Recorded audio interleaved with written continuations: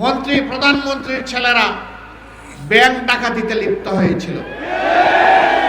যুদ্ধ বিধ্বস্ত একটি দেশের জন্য যে সমস্ত রিলিফ সামগ্রী এসেছিল তা বাংলাদেশে আসার আগেই বিদেশের মাটিতে বিক্রি হয়ে গিয়েছিল। ৭৪-এর দুর্ভিক্ষে লাখো লাখো মানুষ সারা বাংলায় হাটে মাঠে পথে ঘাটে তাদের লাশ পড়ে থেকেছে। এই লাশ দাফন করার মতো কোনো ব্যবস্থা সেদিন ভালোভাবে ছিল না।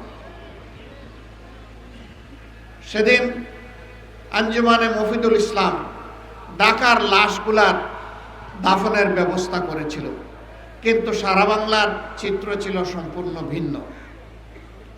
তারা সোনার বাংলা গড়ার ওয়াদা করে বাংলাকে শ্মশান বাংলায় পরিণত করেছিলেন। মাত্র 4.5 বছরের দুঃশাসন মানুষকে তটস্থ করে তুলেছিল। এরপরে তাদের কার্যক্রমের পরিণতি হিসাবে দুনিয়া থেকে তারা বিদায় নিয়েছিলেন। কে সেদিন তাদেরকে হত্যা করেছিল? যারা ৭১-এর রণাঙ্গনে বুক চিতে দেশের স্বাধীনতার জন্য যুদ্ধ করেছিল, সেই সৈনিকরা কেন তারা সেদিন খেপে গিয়েছিল? এর উত্তর আওয়ামী লীগকেই খুঁজতে হবে, জাতিকে নয়। আমরা আশা করেছিলাম ৭২-এর 10 জানুয়ারি থেকে ৭৫-এর 15 আগস্ট পর্যন্ত দেশে যে ফ্যাসিবাদ কায়েম হয়েছিল,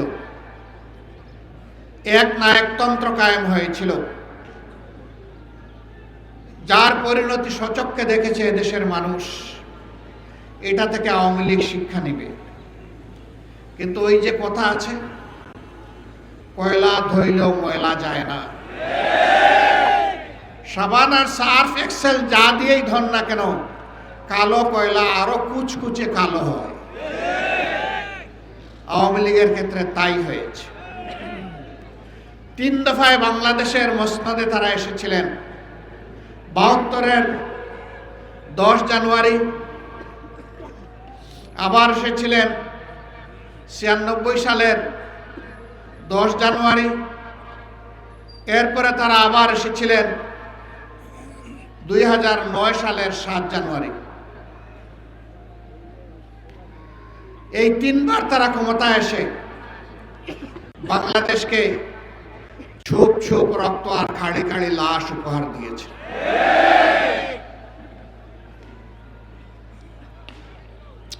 ছিয়ানব্বই সালে ক্ষমতায় আসার আগে হাত জোড় করে তারা জনগণের কাছে ক্ষমা চেয়েছিলেন।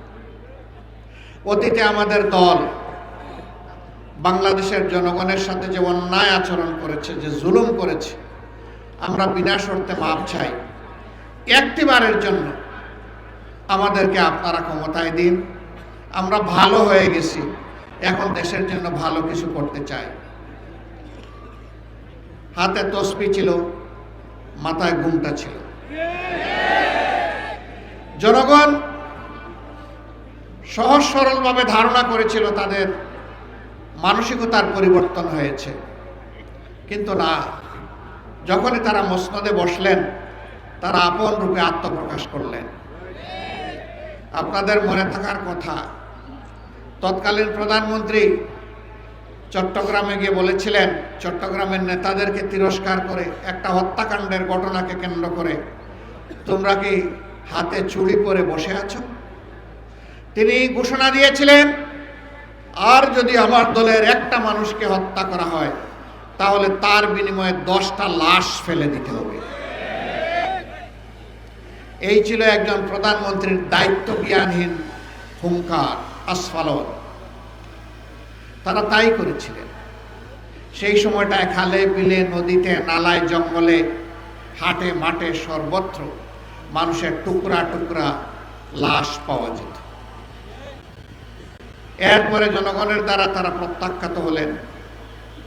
আবার অস্থিতিশীল পরিবেশ সৃষ্টি করে 2006 সালের 28 অক্টোবর প্রকাশ্য দিবালোকে পল্টন মোড়ে সাপকে যেভাবে মারা হয় সেইভাবে লগি বৈঠা দিয়ে পিটিয়ে পিটিয়ে মানুষ হত্যা করা হলো। এমনকি বিশ্ববিবেক আর মানবতাকে লজ্জা দিয়ে সেদিন মাটিতে পড়ে যাওয়া নিতর শরীরের উপর উঠে তারা লাফালাফি নাচানাচি করেছিল। এরা কোন প্রজাতি?